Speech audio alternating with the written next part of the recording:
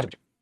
Cricket खेला था, cricket मत खेला भाई, अभी पहले तुम सिलेक्शन ले लो, जब तक सिलेक्शन नहीं हो रहा है, वरना जिंदगी ऐसा खेलेगी तुम्हारे साथ ऐसा खेलेगी कि खेलने लायक नहीं छोड़ेगी, बता रहा हूँ। देखो मेरे भाई, अरे बहुत कुछ पढ़ डाला तुमने एडवर्ब में यार, हैं? लास्ट भाई ने ये किया था, एडवर्ब ऑफ मैनर, लास्ट में किया था adverb of manner. So adverb of manner में, हाँ, एडवर्ब ऑफ मैनर, तो लास्ट में हमने एडवर्ब मैनर को समझा था। अब आगे ध्यान से सुनिए बच्चों, देखो एक चीज मैं आपको यहाँ पर समझाना चाहूंगा, जो एडजेक्टिव और एडवर्ब से रिलेटेड दो, एडवर्ब ऑफ मैनर के बाद का किस्सा है, ठीक है? देखो ध्यान से सुनिए बेटा इस कॉन्सेप्ट को, ये टाइमिंग बस एडवर्ब खत्म होने तक बेटा, एडवर्ब खत्म फिर आपकी जो टाइमिंग है वो जो है चेंज हो जाएगी। देखो इस कॉन्सेप्ट की अगर हम बातचीत करते हैं बेटा, हाँ तो एडवर्ब तक टाइमिंग बस बेटा, एडवर्ब तक ही बस टाइम। देखिए जी, पता क्या होता है, जैसे कि आप एडजेक्टिव को देखते हैं, हाँ एडजेक्टिव को आप देखते हैं, तो इसकी पता है क्या डिपेंड करती है बेटा, इसकी पोजीशन, एडजेक्टिव की पोजीशन कैसे यूज हो जाएगी अकॉर्डिंग टू द मीनिंग। अब आपके दिमाग में एक सवाल जरूर आएगा, सर एडवर्ब में सटाक से एकदम से एडजेक्टिव कहां से टपक गया? उसका एक रीजन है, अभी मैं आपको समझाऊंगा, ठीक है? उसका एक रीजन है, अपनी आंखों में समझाऊंगा, ठीक है? जैसे ऐसे ही आपने एक सेंटेंस लिखा बेटा, ही was a famous king, he was a famous king, हाँ क्या आप इसको ये लिख सकते हो बेटा, ही वाज अ किंग फेमस? आपको ये अजीब लगेगा, ही वाज अ किंग फेमस, आप बोलोगे सर ये सही कि वो फेमस राजा था,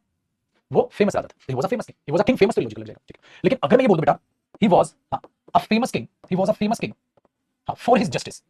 फॉर हिज जस्टिस। अभी बात बताओ बेटा, वो राजा फेमस था या वो फेमस अपने जस्टिस के लिए था?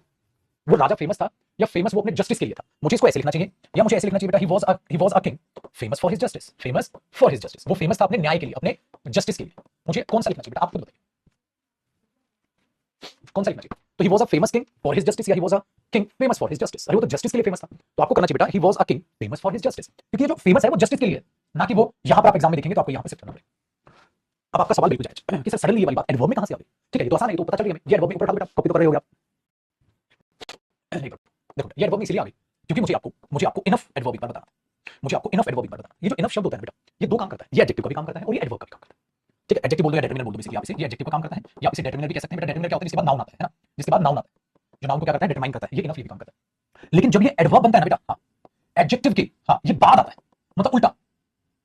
ऐसा क्यों होता है, इसके लिए मैंने इतनी लंबी चीज आपको सिखाई ताकि आपको रटना ना पड़े। बच्चे इसको रटता है बेटा, बच्चा पता है कैसे रटता है, नाउन से पहले इनफ का प्रयोग होगा लेकिन एडजेक्टिव के बाद में इनफ का प्रयोग करें, ऐसे बच्चे इसको रटता है, वो आपको रटना नहीं पड़ेगा, वो आपको, हाँ ये और ये दरवाजा थोड़ी देर खोल,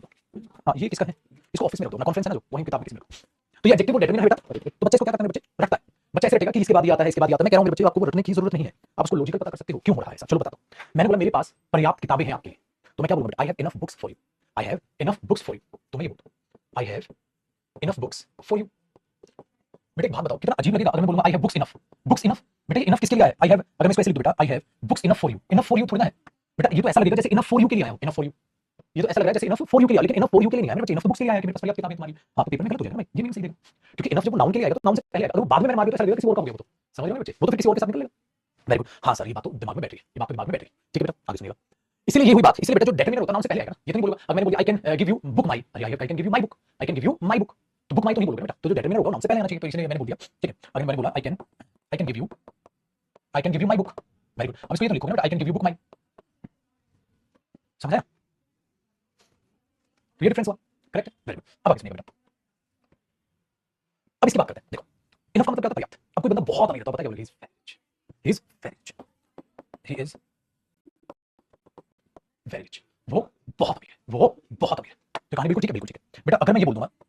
ही इज इनफ रिच, और इसको इतना लिख के मैं छोड़ दूं, बताओ क्या मीनिंग पूरा देगा, अधूरा है? क्या मीनिंग पूरा चाहिए बेटा, नहीं क्या मीनिंग पूरा है या अधूरा है? पूरा या अधूरा? आपने बोला सर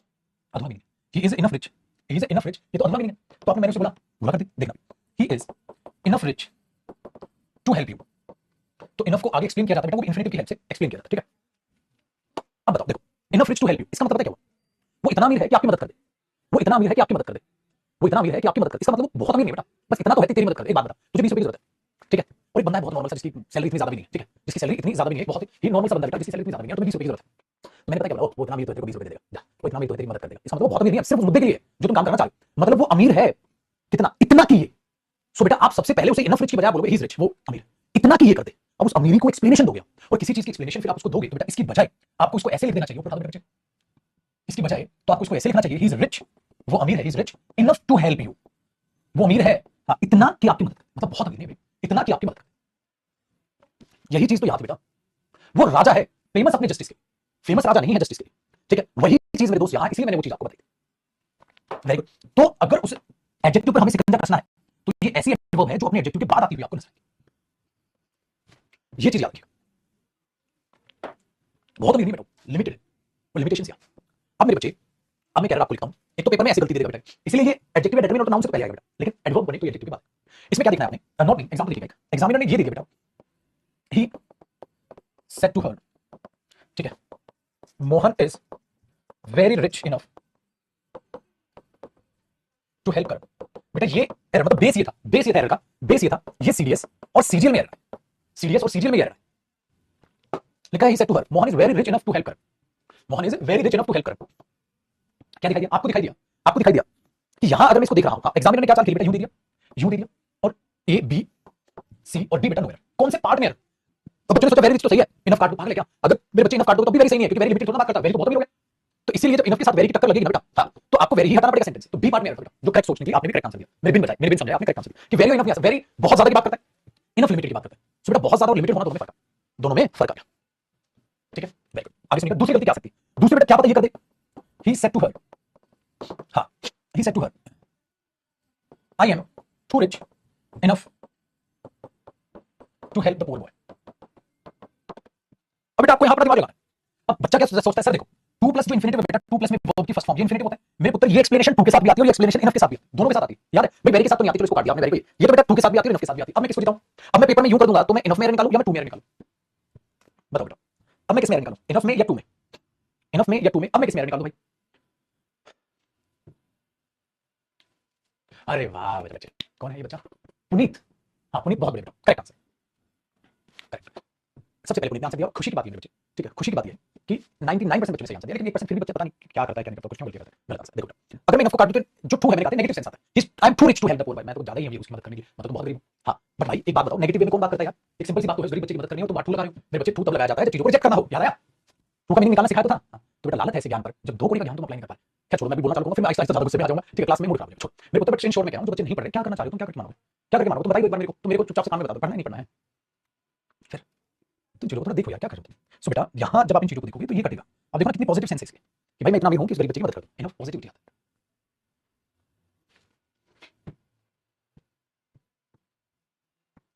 समझे, इसलिए मैं तुम्हें इतना डीपली पढ़ा देता हूं, तुम हो कि एकदम पंचवर्षीय योजना पे चल रहे हो कि ना रिवाइज करना ना और कुछ करना, बिल्कुल पागलों की तरह टाइम पास करना। बताओ अब तो कोई दिक्कत नहीं है,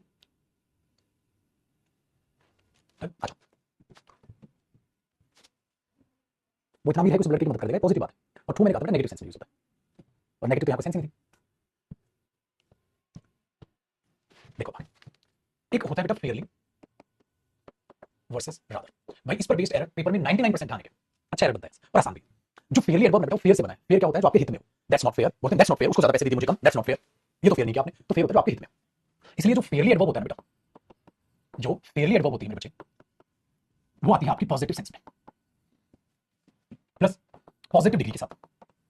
पॉजिटिव सेंस हो और मेरे बच्चे पॉजिटिव डिग्री, ठीक है, हाँ जब आपको कोई भी चीज सेलेक्ट करी जानी बेटा, सेलेक्ट किस चीज को करो जो आपके प्रॉफिट में हो, जो आपकी लॉस में हो, प्रॉफिट में, ठीक है, जिस चीज को एक्सेप्ट करो, रिजेक्शन नहीं दो, जिस चीज को मानो सेलेक्ट करो उसमें रादर का मतलब क्या होता है, बेकार, रादर एडवर्ब यूज किया जाता है नेगेटिव सेंस, नेगेटिव सेंस में, ये भी पॉजिटिव डिग्री के साथ आ जाएगा, लेकिन बेटा नेगेटिव सेंस में, और ये निकम्मा कंपैरेटिव डिग्री के साथ भी आ जाता है, ये तो खाली पॉजिटिव डिग्री के साथ कंपैरेटिव, लेकिन नेगेटिव सेंस, लेकिन नेगेटिव सेंस, इसका मतलब चीज वहां सेलेक्ट नहीं हो रही होगी, क्या होगी, चलो क्या होगी, नेगेटिव सेंस, नेगेटिव सेंस में इसका मतलब चीज सेलेक्ट नहीं, रिजेक्ट। ये बच्चा कह रहा है, उस बच्चे का डाउट ले लेते हैं, बच्चा परेशान है थोड़ा, कैसे ऐसा भी तो हो सकता है ना कि मैं इतना अमीर नहीं हूं कि उसकी मदद कर पाऊं, सो मेरे बच्चे जब आपने ठीक है ऐसा बोलना हो, जब ऐसा बोलना हो तो टू से नहीं बोलते बेटा, टॉन्टिंग मैनर लगता है, I am not so rich that I can not that I can help that boy, मैं इतना अमीर नहीं हूं, I am not so rich that I can help that boy, ऐसे बोलो बच्चे को, टू नहीं, आई एम टू रिच, ये टॉन्टिंग मैनर होता है बेटा, और टॉन्टिंग मैनर में बात नहीं बोली जाती, पॉजिटिविटी को ही हम प्रायोरिटी देते हैं, ठीक है बेटा, बहुत, तो आपने क्या किया, रादर नेगेटिव सेंस में, इस बात को याद रखिएगा, ये पॉजिटिव सेंस में आएगा, ठीक है,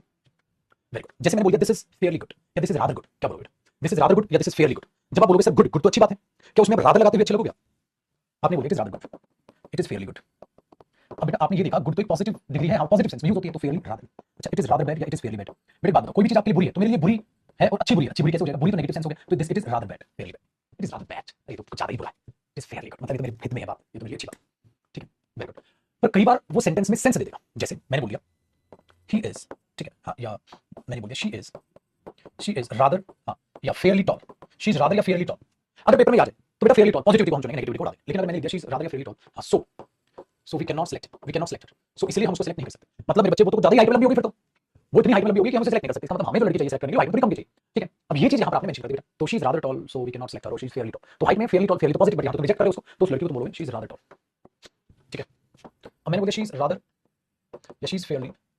toll, so she can be selected, so वो सिलेक्ट हो सकती है। तो आपने पढ़ा यार ये तो फाइनल रिजल्ट पॉजिटिव आ रहा है, आप फेयरली टोल कर दोगे रादर, तो फेयरली टोल कर दोगे बेटा रादर को बता दो। ठीक है, करिए मेरे बच्चे को भी बताओ काम आसान हुआ कि नहीं हुआ।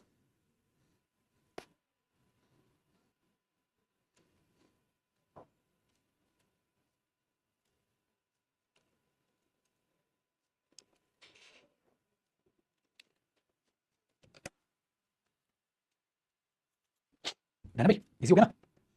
वही राम।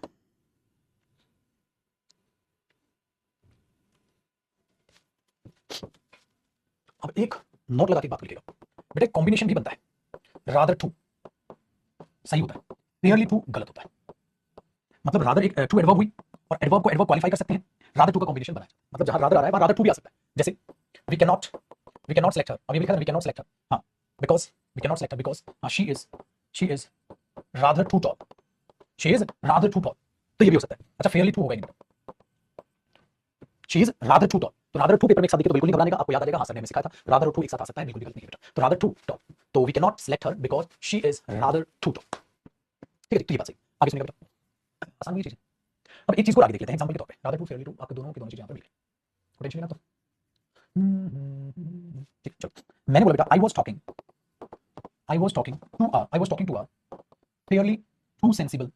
पर्सन। अब सवाल ये पैदा होगा मेरे बच्चे पेपर में कि क्या कटे वहां, फेयरली कटे या ट्रू कटे। बेटा फेयरली कट के ट्रू रादर लगा दूं या क्या, नहीं, आपको सेंस समझनी है। देखो बेटा यहाँ can not select, negative sense देनी थी, तो नेगेटिव सेंस देनी थी तो मैंने फेयरली को काटा और ऐसा लग रहा है जैसे मैंने रादर को लिख लिया, फेयरली टू काट के मैंने रादर को लिखा। लेकिन मेरे बच्चे जब आप यहाँ देखोगे I was talking to a, और 2 सेकंड के लिए इसको हटा दो, I was talking to a sensible person, sensible का मतलब एक समझदार व्यक्ति मेरे बच्चे, यू आर सेंसिबल पर्सन, आप एक समझदार व्यक्ति। सो बेटा यहाँ तो पॉजिटिव सेंस है, यहाँ कैसी सेंस है, अरे सर यहाँ तो पॉजिटिव सेंस है, और आपने पॉजिटिव सेंस में टू को बना के, तो यहाँ से टू हटेगा, क्या बचेगा बेटा, फेयरली बचेगा। तो क्या बना, I was talking to a fairly sensible person. लगी ना आसान बात। अच्छा एक बात बताओ, अगर इसी में मैं पेपर में ये कर दूं बेटा आई वाज टॉकिंग टू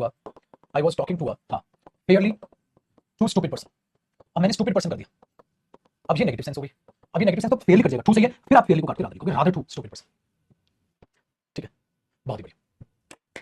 बहुत अच्छे बहुत अच्छे बहुत बढ़िया। तो आप इसको ऐसे देखते हुए चलोगे कि फेयरली आना चाहिए कि रादर आना चाहिए, या रादर आना चाहिए कि फेयरली आना चाहिए।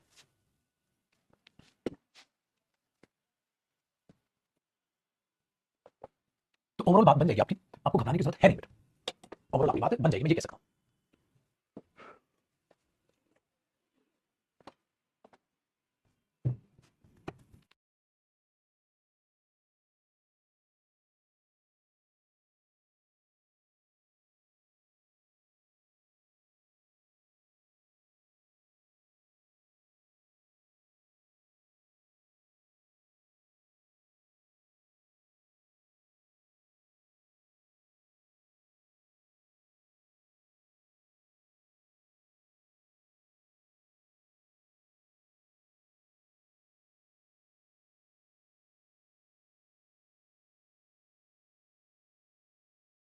ठीक है बेटा, रादर पहले आए तो नेगेटिव नहीं बेटा, आगे का मीनिंग देखना, मीनिंग समझना है, पॉजिटिव चीज चल रही है नेगेटिव चीज चल रही है, तुक्का नहीं मारना, तुक्का नहीं मारना बच्चे, तुक्का नहीं लगना चाहिए।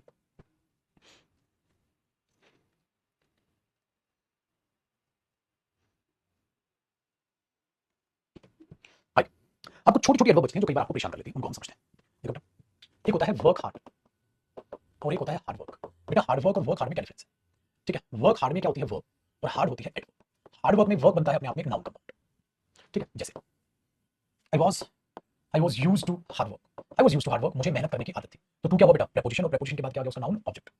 तो ये नाउन हार्ड वर्क मतलब नाउन कंपाउंड बन जाता है मेहनत। ठीक है बेटा, वर्क हार्ड जैसे मतलब दे वर्क हार्ड, वे मेहनत करते हैं भाई, they work seriously, they work fast, they work hard, तो वर्क क्या हुई वर्ब, और वर्ब से बाद ये क्या हुआ एडवर्ब। जैसे आप they work fast, they work carefully, they work seriously, they work timely. ठीक है, आप कुछ भी लिख रहे हो बेटा, वो तो ये फर्क होता है हार्ड वर्क और वर्क हार्ड में, है ना। ये छोटी छोटी बातें हैं, आप इसको छोटे छोटे कॉन्सेप्ट लिखते चलिएगा, छोटे छोटे concept, hard work work hard खत्म। अच्छा देखो अगला कॉन्सेप्ट बेटा, हार्ड एडजेक्टिव भी होता है, हार्ड एडवर्ब भी होता है ना, हार्ड टास्क हार्ड एडजेक्टिव हो गया, हार्ड एडवर्ब हो गया, तो हार्ड यहाँ एडजेक्टिव कह सकते हो तरीके से, हार्ड वर्क, हार्ड टास्क भाई कठिन है, हार्ड किसी नाला बोलते ना। चल अगले में क्या है, एक होता है पुत्र जी सम टाइम नॉट फिक्स्ड, पता नहीं कब, एक होता है समटाइम्स कभी कभार, ये एडवर्ब ऑफ फ्रीक्वेंसी होती है कभी कभी। ठीक है, ये भी एडवर्ब होती है, इसका मतलब क्या होता है कभी कभी, कभी कभी फ्रीक्वेंसी बता दो। और एक होता है बेटा सम अलग कर दो टाइम अलग कर दो, इसमें पता है क्या होता है, हाँ ये टाइम तो नाउन हो जाता है और ये से पहले डेटरमिनर हो जाता है, जैसे सम मनी और सम टाइम। याद हो आपको एक सेंटेंस में कराया शायद, वी विल गो देयर, हम वहां जाएंगे, वी विल गो देयर, हाँ हम वहां जाएंगे, सम टाइम इन जून, जून में कभी, जून में कभी जाएंगे, कभी फिक्स किया जून में कब जाओगे, टाइम डे कुछ फिक्स किया नहीं, सम टाइम इन जून, जून में जाएंगे कभी, तो कभी जून में जाएंगे वो फिक्स नहीं बेटा, सम टाइम। तो ये सम टाइम भी क्या होता है एडवर्ब, ये भी क्या होता है एडवर्ब, एडवर्ब ये भी क्या होता है बेटा एडवर्ब, ये भी क्या होता है एडवर्ब, और ये सम क्या होता है डेटरमिनर। जैसे मैंने बोल दिया please give me some time, मुझे थोड़ा समय दे दो, please give me some time to do this work, इस काम को करने के लिए मुझे थोड़ा समय दे दो, please give me some money, ये नाउन हो गया, काउंटेबल नाउन हो गया, और ये मेरे बच्चे उसमें डेटरमिनर हो गया, please give me some time to do this work. अब पेपर में यहाँ ये समटाइम आ जाए तो गलत नहीं हो जाएगा। अच्छा आई समटाइम्स आपको बताइए, आई समटाइम्स गो देयर, मैं कभी कभी जाता हूँ, I sometimes go there, they sometimes go there, वे कभी कभी वहां जाते हैं, they sometimes go there, they sometimes go there,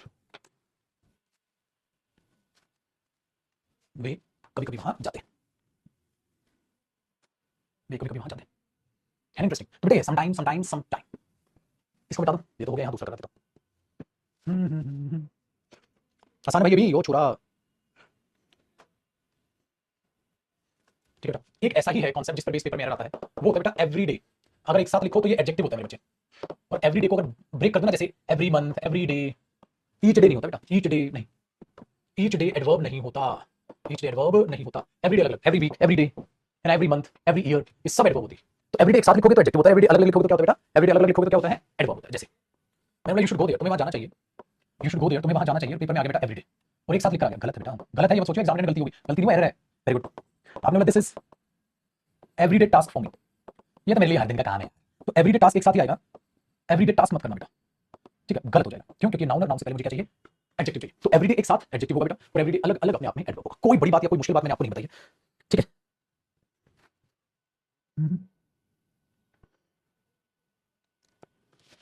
La La La La La spoken batch आएगा बेटा, अभी 20 दिन लगेंगे, अभी देख लेना, सुबह शाम तक वीडियो शेड्यूल चल रहा है।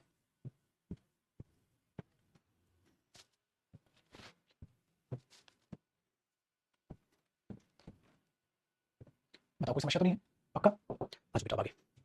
अब मैं इसको मिटा देता हूँ और यहाँ दूसरा को समझा देता हूँ, ठीक है। देखो ये तो आसान लगा होगा तुम्हें चैप्टर, फॉरएवर एक साथ होता है बेटा, एडजेक्टिव, और फॉरएवर देखते हो ना, ये होता है एडवर्ब। मेरा प्यार सदा के लिए, देखते हो ना, नए नए आशिक जो होते हैं हमेशा कहते हैं मेरा प्यार सदा के लिए। जैसे डेमो क्लास में तुम कहते हो एकदम चीड़ देंगे, फाड़ देंगे, आग लगा देंगे सर, बहुत मेहनत करेंगे सर, पढ़ेंगे सर, क्लास में सर, नोट्स बनाऊंगा सर, रिवीजन भी करूंगा, प्रैक्टिस भी करूंगा, होमवर्क भी करूंगा सर, देख लेना सर, लाइब्रेरी से बाहर तो आपको नजर नहीं आऊंगा। हाँ, सिर्फ 10 दिन का चोचला होता है तुम्हारा। कुछ बच्चों का 10 दिन का चोचला नहीं होता, वो मेहनत करते रहते करते रहते करते रहते और पेपर निकालते। जैसे मैंने, ठीक है, अभी एक इंटरव्यू लिया था चाय पे, मुखर्जी नगर आपको बताया दिया, दिल्ली गया वो यूट्यूब चैनल अपने वाले पे डलवा दूंगा इंग्लिश वाले पे। तो उसमें क्या हुआ, उसमें बच्चे ने बोला सर मैं 16 17 18 घंटे पढ़ लेता था पेपर के नजदीक या पेपर से कुछ महीने पहले। तो बच्चों ने, एक ने, एक बच्चे ने कमेंट किया हुआ, हाँ साला एसएससी तो निकालना था, कौन सा यूपीएससी निकालना था, 16 17 18 घंटे पढ़ा था तू। उस बच्चे कमेंट तो पढ़ी, फिर मैंने सोचा यार ऐसा स्टैंडर्ड होगा जब कमेंट इस तरीके से लिख रहा है, कोई भी बच्चा जो दूसरे सिलेक्टेड बच्चे से चिढ़ रहा है तो साला कई बार फेल हो चुका होगा, फ्रस्ट्रेशन है, उसका आंसर करने का मन तो होता है कई बार कमेंट्स में, बट हम जानबूझ के करते नहीं, छोड़ो बच्चा सुधर जाए। बेटा एक बात बताओ, एक बच्चा 6 घंटे पढ़ के भी एसएससी निकालता है, 7 घंटे 8 घंटे 9 20 10 11, उस बच्चे का क्या करे जो एसएससी निकालने के लायक ही नहीं, बट बेचारा खून पसीना करके 15 16 17 18 घंटे पढ़ रहा है, अरे वो लायक ही नहीं था। उस बच्चे ने बोला सर मुझे कुछ आता ही नहीं था, इंग्लिश जीरो थी बस, मैथ्स के अलावा कुछ भी ठीक नहीं था, मैं स्ट्रांग था, हाँ मैथ्स के अलावा कुछ था ही नहीं, तो क्या किया, पागल कुत्तों की तरह मेहनत की, पागल कुत्तों की तरह मेहनत की, पागल कुत्तों की तरह मेहनत की, तो भाई साहब मैं 18 घंटे में मेरे को सारा पहले पढ़ रहा है, मैं नहीं निकाल सकता हूँ हर 7 घंटे में पेपर, तो 18 घंटे पढ़ रहा है भाई, ऐसी चीज। अभी बच्चा बोलता है सर आप कमेंट पढ़, हाँ मैं कभी कभी ऐसा होता है मैं बताता हूँ, कमेंट में पढ़ता हूँ, जैसे किसी शादी में, हालांकि मैं बहुत कम जाता हूँ किसी के यहाँ फंक्शन में, अगर जाना पड़ जाए तो बैठ के क्या करूँगा इंस्टा की कमेंट, ठीक है, या जो है इंटरव्यू कोई भी इंपॉर्टेंट वीडियो गलती है तो उसकी कमेंट में जरूर पढ़ता हूँ, हर एक वीडियो की नहीं, जैसे जो रेगुलर क्लासेस होते हैं कभी मैं कमेंट नहीं पढ़ता, लेकिन कोई मोटिवेशनल वीडियो मैं अपलोड करवाता हूँ यूट्यूब पे, या कोई इंटरव्यू अपलोड करता हूँ तो उसकी कमेंट में पढ़ता हूँ, भले रिप्लाई में जाता हूँ, लेकिन मेरी नजरों में वो चीज रहती है कि क्या बच्चे का स्टैंडर्ड चल रहा है, क्या उसकी सोच चल रही है। 99% बच्चा नीचे कमेंट कर रहा होता है, चल मेरे भाई आपने बहुत मेहनत की और अच्छा लगा आपका इंटरव्यू, आपने जो है दिया, हिम्मत तो बनती है बेटा, इंटरव्यू कोई भी बच्चा दे रहा हो, कुछ भी कह रहा हो, मेरे को यही तो कहना है कि भाई मेरे चेहरे से जो है आप मोटिवेट हो जाओ। और मैं पागल कभी मुखर्जी नगर मैंने एक और इंटरव्यू आया बहुत अच्छा लगा, सीपी कैनॉट प्लेस है दिल्ली में जगह, वहां जाकर मैंने इंटरव्यू शूट किया, सिर्फ इसलिए ना जगह बदलती रही, ऑफिस में बैठो, बैकग्राउंड वही आ जाए, बोरिंग सा हो जाता है इंटरव्यू, तो वो नेचुरल नहीं बन पाती चीज, उस बच्चे का इंटरव्यू है। तो इन शॉर्ट भाषण का नतीजा ये है, इन शॉर्ट भाषण का नतीजा ये है कि मेरे भाई आप अपनी कैपेसिटी पहचानो, किसी को एक बार में समझ आता है, किसी को 2 में, किसी को 3 3 से ज्यादा तो नहीं। 18 घंटे मैक्सिमम है, 1 घंटे कोई पढ़ नहीं सकता, 18 घंटे का मतलब होता है 18 घंटे एक साल पढ़ता, पेपर से 2 1 महीने बच्चे होंगे, 2 1 महीने पहले 18 घंटे पढ़ना चालू कर दिया होगा, पेपर निकाल लिया, ठीक है, ठीक है, ये चीज आप दिमाग में रखिएगा, ये चीज आप अपने दिमाग में रखिएगा, ठीक है। सर स्पेलिंग कहां से याद करें बेटा, जो स्पेलिंग है वो आपके वन वर्ड सब्स्टिट्यूशन, जो ये आपके एंटोनिम सिनोनिम्स है, इनमें से स्पेलिंग है, ठीक है, क्लियर, इनमें से आपकी स्पेलिंग आगे बात करते हैं। तो मैंने कहा बच्चे होता है फॉरएवर, एक होता है फॉरएवर, फॉरएवर सदा के लिए, सदा के लिए, ठीक है, सदा के लिए। तो मैंने बोला डायमंड्स आर फॉरएवर, आपने सुना डायमंड तो सदा के लिए, डायमंड्स आर फॉरएवर, तो ये एडजेक्टिव है बेटा, डायमंड्स आर फॉरएवर, सदा के लिए, क्यों? क्योंकि किसका कॉम्प्लीमेंट है, डायमंड्स, डायमंड्स तो नाउन है, नाउन का कॉम्प्लीमेंट क्या है, एडजेक्टिव। अच्छा एक बात बताओ, मैंने बोला you should, I am going there forever, मैं सदा के लिए वहां जा रहा हूं, ठीक है, I am going away forever, मैं दूर जा रहा हूं, जैसे मैंने बोल दिया he is going away, he is going away forever, वो सदा के लिए दूर जा रहा है। तो बेटा तो फॉरएवर एक साथ लिख दो तो एडजेक्टिव हो जाएगा, बट यहां पे जरूरत है एडवर्ब, वो सदा के लिए जा रहा है, ठीक है, वो सदा के लिए जा रहा है, ये चीज। ये बच्चा फिर पूछा मतलब कितना टाइम हमें देना चाहिए, सीरियल अगर क्रैक करना है, टाइम